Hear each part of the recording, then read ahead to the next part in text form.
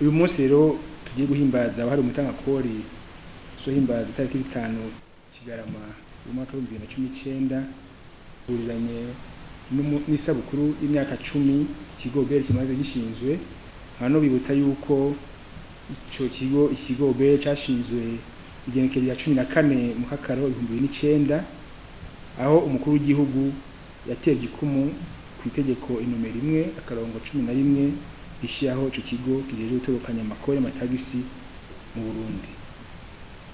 Birumvikana ko gaca kaba akaryo ko kubitiza amaso inyuma tukaraba intambwe twateye muri iyo myaka 10 bijanye no gutorokanya no gutunganya neza amakori n'amatagisi aje mu kigega ca leta, tutibagiye no kuraba iyo turiko turaja muri iyo ntumbere twahawe yo gutoza amakori n'amatagisi. Mu nkundire rero ibimaze kurangwa ni byinshi naho bivuga mu munota umwe ngo bimare, ariko ice ku mayangi bikuru ikigo OBR cyagiye kirashikako muri iyi myaka 10 kimaze gikora. Mbereye kwihangiro nyamukuru byahawe ikigo OBR cyo kwegeranya amakori n'amatagisi. Amakori n'amatagisi yavuye ku miliyaridi hafi amajana 31 mu mwaka wa 2009 aho cashingwa, araduga gushika ku miliyaridi amajana 897 muri umwaka twasozereye mu kwezi kwa gatandatu ni kuvuga 2018-19. Tukaba dutegekanya gushika ku miliyaridi zirenga amajana 9 muri umwaka turimo 2019 ushiri 2020. Bikumvikana yuko umwimbu w'amakori n'amatagisi turavye aho ikigo cyahereye umaze kuduga hafi inshuro 3. Kumurumva yuko muri mwaka uzorenga miliyaridi amajana 9 wavuye ku miliyaridi amajana 3. Umva ko amakori amaze kuduga muri myaka 10 gusa inshuro zirenga 3. Hamboni yakaryo ko gukeza abakozi ikigo OBR kubwira ubukerebutsi n'ubwitonzi byagiye bibaranga muri iyo myaka 10, ari navyo nta nkeka byatumye umwimbu ugenda uriyongera ku mwaka naho nyene atanyambo ibagahonzi. Ariko muri rusangi abakozi b'ikigo OBR n'abakozi bakora ubukerebutsi bwinshi cyane, bakorana ubwitange, bakora n'ubwira bwinshi n'ubwitonzi bidasanzwe byo birakarorero n'ibindi bigo canke izindi nzego z'igihugu.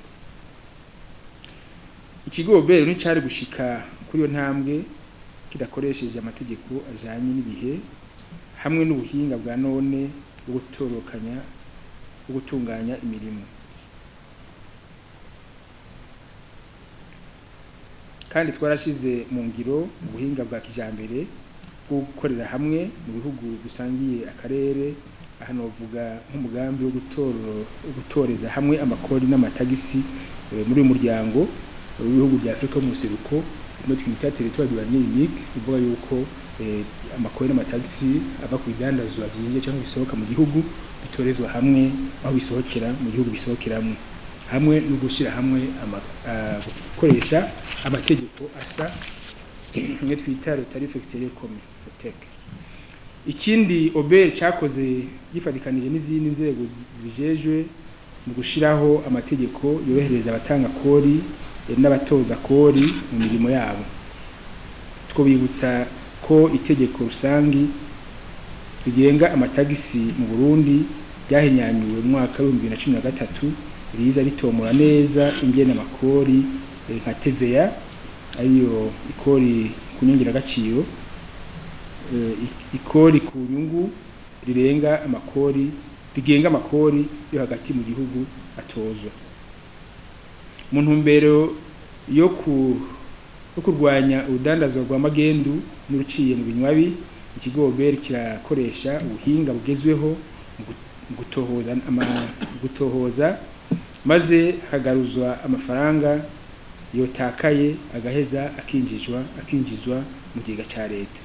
Hejuru y'ivyo abatanga kori bahebewe amakori n'amatagisi mu ntumbero y'uburusho bahabwa n'amategeko.